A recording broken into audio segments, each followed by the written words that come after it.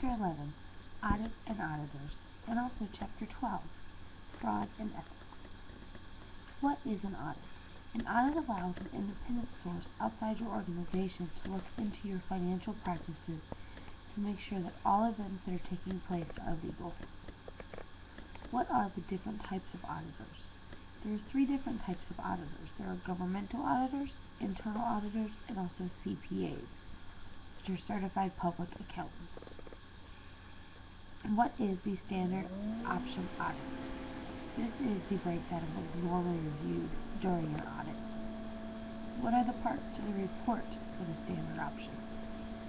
There are the title, report address, introductory paragraph, scope paragraph, opinion paragraph, the signature of the firm that did it, and then also the date.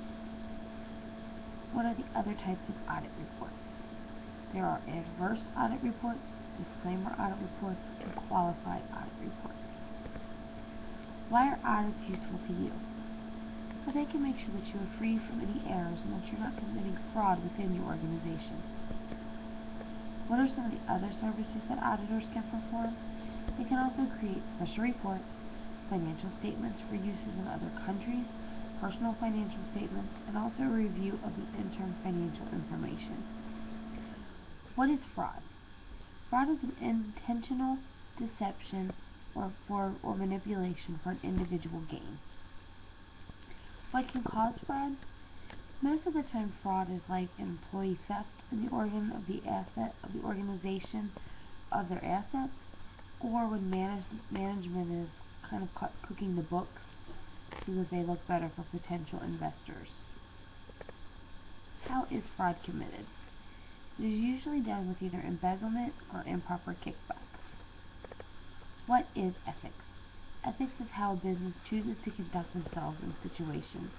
It is also important not to allow biases to make decisions and make sure that they are made on ethics only.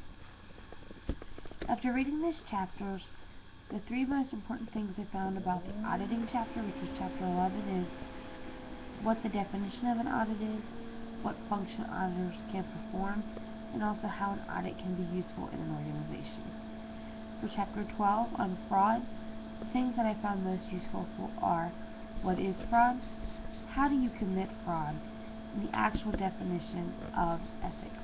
Those were all key things in these chapters.